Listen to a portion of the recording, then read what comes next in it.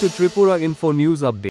A crucial meeting of the IPFT party was held on Thursday at the Agartala Press Club in view of the upcoming 2026 ADC elections. Party leaders Shuklacharan Noesher and Prem Kumar Riang addressed the media, elaborating on the significance of the meeting and outlining future strategies. ধন্যবাদ media বন্ধুদেরকে। আজকে 17 তারিখ 8 মাস 2025 শুক্রবার আমাদের পার্টির নির্দিষ্ট একটি দিন আজকে আমাদের কেন্দ্রীয় কমিটি যেটা আগামী দিনের আমাদের কর্মসূচি নিয়ে যেটা স্টেট লেভেলে একটা আমাদের কমিটি আছে, এই কমিটির আহ্বানে আজকে আমাদের জরুরি একটি মিটিং।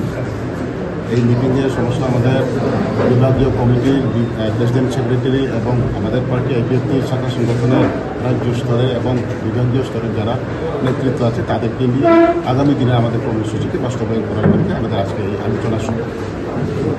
কোন বিষয়টার উপর গুরুত্ব দেওয়া হবে?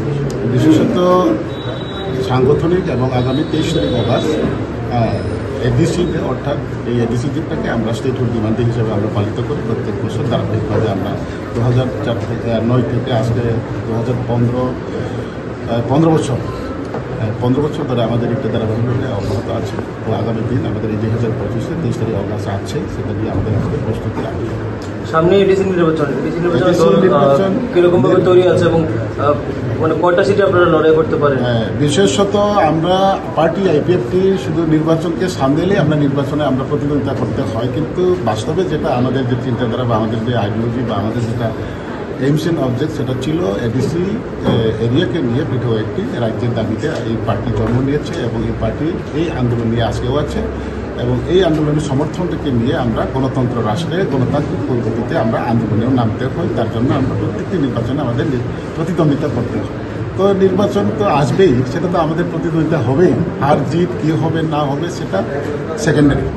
প্রথমত আমাদের সাংগঠনিক মজবুত থাকতে হবে এবং আমাদের কার্যক্রম আমরা সঠিকভাবে পরিচালনা রাখতে হবে, অব্যাহত রাখতে হবে।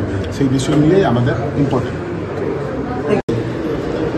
দাবি। আমরা ত্রিপুরা ল্যান্ড বা আলাদা রাজ্য নিয়ে আমরা দাঁড়িয়ে আছি। শুধু আমরা ত্রিপুরা রাজ্যে জনজাতিরা এডিসি এলাকাকে নিয়ে আলাদা রাজ্যের দাবিতে সীমাবদ্ধ না। গোটা ভারতবর্ষের national federation for new state আমাদের মতন আমাদের গোটা ভারতবর্ষে অনেকটি জাতি গোষ্ঠী এখন নিজের অধিকার আছে বলে আলাদা রাজ্যের দাবিতে আছে।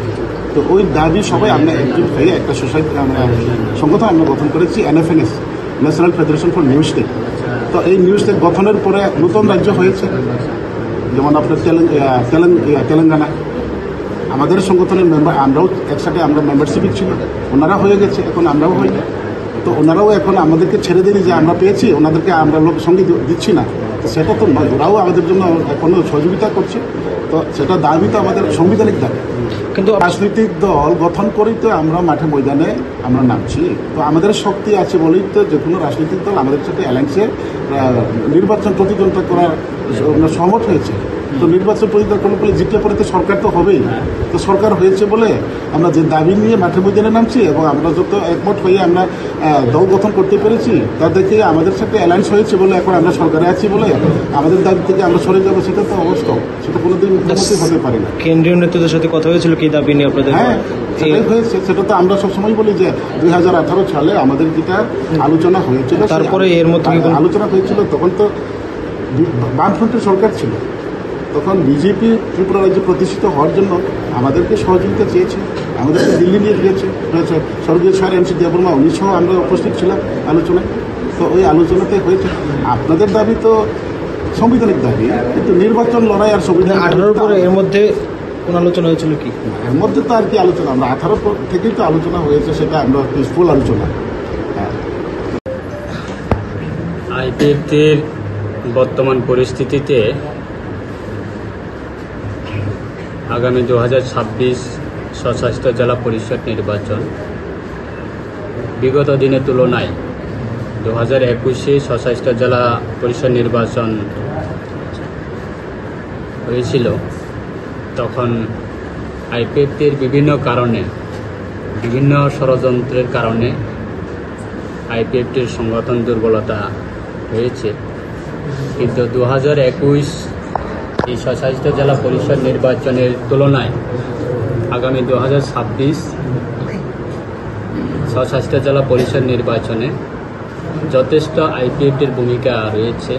বর্তমান পরিস্থিতিতে সারা রাজ্যে আমাদের দল বিগত দিনের তুলনায় বর্তমানে অনেক আপগ্রেডেশন হয়েছে। যারা একসময় দল ছেড়ে বিভিন্ন দলে চলে গেছিলেন তারা পুনরায় সারা রাজ্যের প্রত্যেকটা আমাদের বিভাগীয় কমিটি প্রত্যেক দিনে যোগদান সভা চলছে।